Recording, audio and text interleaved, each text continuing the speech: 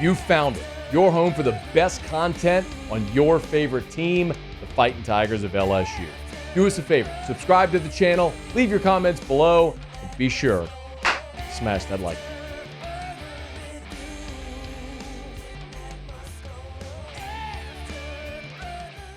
By now you know. Media was invited, along with former players, family of current players, etc., into Tiger Stadium for a scrimmage. I'll tell you everything I saw, my big takeaways. What is so interesting, though, is that we all, so we were told 10 o'clock, and so the media is there at the media gate at Tiger Stadium at 10 a.m., and about 10 a.m. is when you start to notice all the players and coaches walking over from football ops, like walking across the parking lot into Tiger Stadium. It's when you very quickly realize, yeah, they're not going to start this thing at 10 a.m. So they actually got it cranked up around 10:45, and LSU practiced for about 90 minutes. Essentially the same thing that we had seen throughout fall camp. 7-on-7s, individual position group drills, special teams, all that sort of stuff. And then after about a 90-minute practice, then they went into a scrimmage, which ended up being a 43-play workout. Now, it was 45 plays, but there were 2 penalties, so if you're keeping stats, those were negated. But 43 plays, and I'll tell you, I had 3 really big takeaways from the scrimmage. Number 1 is Caleb Jackson. By now, you have heard anyone who was there talk about Caleb Jackson. We have been waiting among the 8 scholarship running backs for someone to pop, and finally, Caleb Jackson did. Now, there was no Josh Williams, no Logan Diggs, and no Armani Goodwin. But Caleb Jackson had 3 touches in the game, all with the second offense, but he had a 9-yard run, he had an 18-yard touchdown run, and a 75-yard screen pass that he broke 3 tackles, sidestepping one guy, and then just outrunning the rest of the defense, boat racing him to the end zone for a 75-yard touchdown run. We have been waiting for someone to stand up and emerge, and that him was Caleb Jackson. At least on Saturday, that was him. He was it, the guy that we've been waiting for. So I still think that Josh Williams is your number 1 back. I still think Logan Diggs is incredibly talented and going to play a key role. We saw John Emery run with the 3s, but Caleb Jackson deserves more reps. As a matter of fact, the touchdown run he had, the 18-yard touchdown run, was incredible. He broke a tackle in the backfield, bounced it left, broke another tackle, then there was a massive collision around the goal line, and he ran through LaTerrence Welch, lost his helmet, and got into the end zone. He looks like a linebacker. He runs with great speed and power. He can make you miss. Caleb Jackson, the number 1 takeaway. Anyone who is there that says anything other than Caleb Jackson is the number 1 takeaway is wrong. My number 2 biggest takeaway is Zai Alexander. The way that the scrimmage went is that the first offense went against the first defense. It was 1s-on-1s, 2s-on-2s, 3s-on-3s. And they started at the 30-yard line, had a clock and play clock and all that sort of stuff. So 70 yards ahead of you. On the first series, they went 4 yards to Mason Taylor.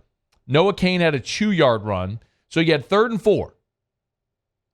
Jaden Daniels targeted Malik Neighbors, and Zai Alexander closed, got there right as the ball got there. Pass breakup, beautiful play, 3 and out for the offense. So because it was just 3 plays, the first offense stayed out there. They went back to the 30-yard line and started a new drive. First down, 17-yard completion to Mason Taylor. So 1st and 10 now from the 47. They went back to Mason Taylor. Zai Alexander holds up Mason Taylor on the sideline, strips the football, and gets the recovery as well. We have been waiting for somebody to emerge as CB1 in that unit. Zai Alexander announced himself on Saturday. They targeted Malik Neighbors 4 times in the game. He had 1 reception in the scrimmage. Malik Neighbors did. And it wasn't a result of bad throws or drops, or it was good coverage. So that was really encouraging to see. Number 3, I would tell you, is Sage Ryan. My 3rd biggest takeaway is Sage Ryan for 2 reasons. We saw Sage Ryan on Saturday start at cornerback.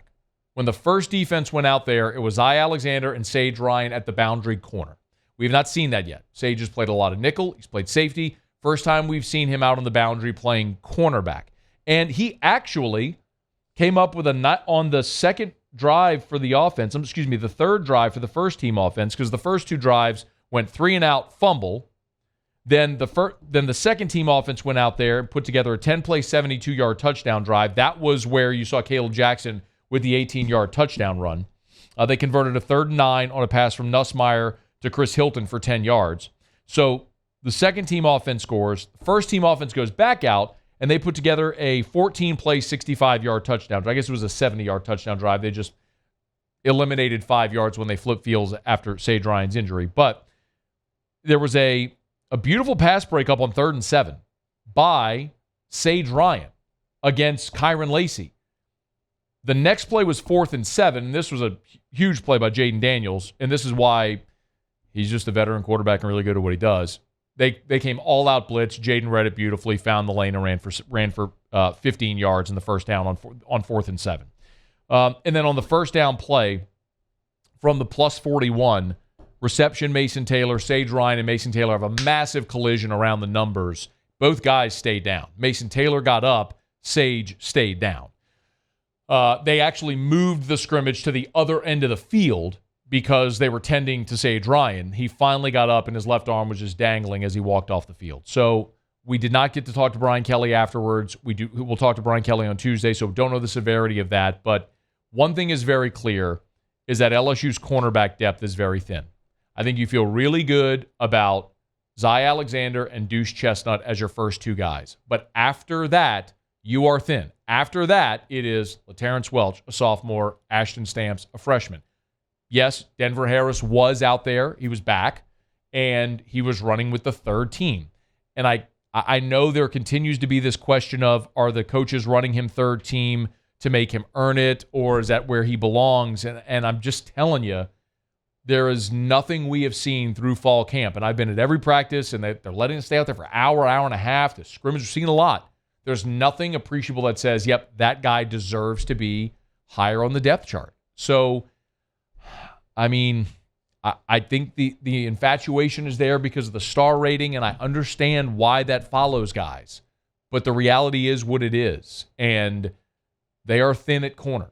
If you keep Zai Alexander and Deuce Chestnut healthy, feel pretty good about that. But when they go nickel and dime, they're not putting other corners on the field. They're putting other safeties on the field.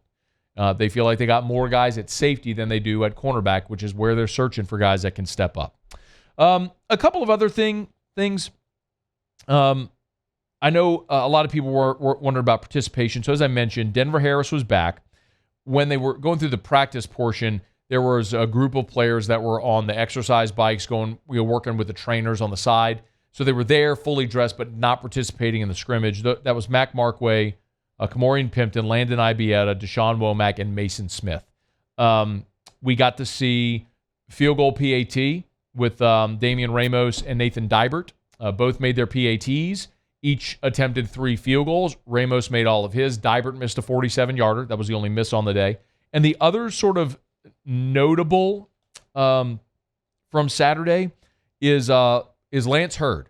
So we saw for the first time Lance Hurd run with the first team. And the first offensive unit that went out was the offensive line that we have seen from left to right. Campbell, Dellinger, Charles Turner at center, Frazier at right guard, Emory Jones at right tackle. That was the first unit that went out.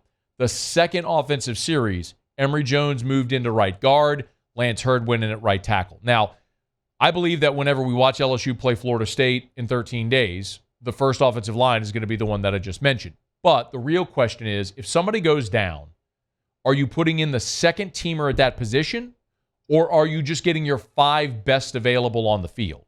And I think that's what we saw there. If Frazier has to come out, you're not putting Mason Lunsford in at right guard. You're moving Emory Jones to right guard and putting Lance Hurd in at right tackle because those are your 5 best available linemen. I think that's more likely what you see in that scenario. So Lance Hurd has played very well. Physically, he belongs, and if he's one of their 5 best at a given moment, he's going to be out there on the field, and he's shown that, was out there with the ones for part of the scrimmage on Saturday as well.